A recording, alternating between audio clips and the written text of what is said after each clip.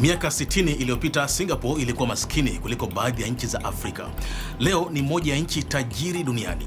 Lakini iliwezaje kufika hapo? Hivi karibuni Rais wa Singapore Tharman Shanmugaratnam alifanya ziara ya siku 3 nchini Tanzania.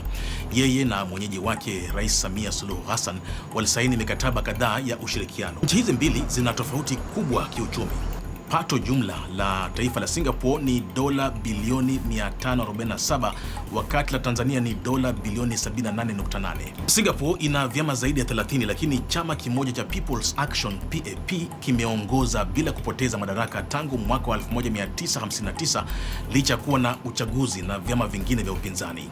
Je, mfumo huu umesaidia kukuza maendeleo au unazuia ushindani wa kisiasa? Pia kuna falsafa ya meritocracy ambayo ilipigiwa debe na Lee Kuan tangu uhuru.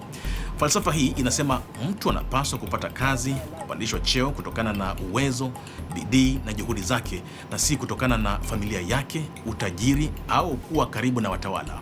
Je, Tanzania inaweza kuwa na mfumo kama huu na ikafanikiwa? Singapore ilifanikiwa kupanga maendeleo kwa miaka mingi, na hii ni kutokana na serikali isiyobadilika mara kwa mara, hatua inayoruhusu sera na miradi kutekelezwa kikamilifu. Tanzania pia imekuwa na sera za muda mrefu chini ya utawala wa chama cha CCM ambacho kimekaa madarakani tangu taifa hilo lilipojinyakulia uhuru mwaka wa 1961. Aidha, Singapore imekuwa na mapambano makali dhidi ya rushwa. Hii ni moja ya sababu kubwa kabisa ya mafanikio ya Singapore, kupambana na rushwa kwa vitendo na si kwa maneno. Nchi hiyo inacho kitengo cha kuchunguza rushwa cha CPIB ambacho kina mamlaka makubwa. Kinaweza kuchunguza mtu yeyote ikiwemo mawaziri au hata viongozi wakubwa. Hii inamaanisha uwepo wa sheria kali pamoja na adhabu kubwa. Hakuna kinga ya kisiasa. Ikumbukwe pia kwamba Tanzania inayo taasisi ya kupambana na kuzuia rushwa TAKUKURU. Singapore iliwekeza sana kwenye elimu bora inayolenga soko la ajira, ujuzi wa vitendo, teknolojia na ubunifu.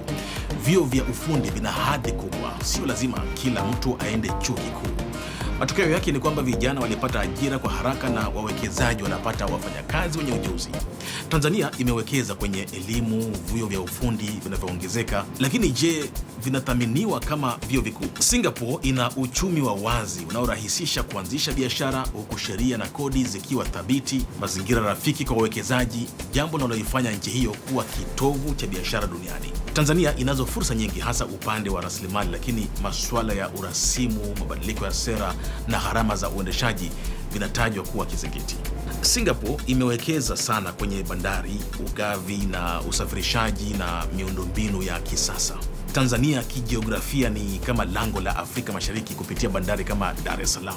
Hata hivyo, bado kuna juhudi za kuboresha ufanisi wa bandari, usafirishaji na miundombinu ili kufikia ushindani wa kimataifa.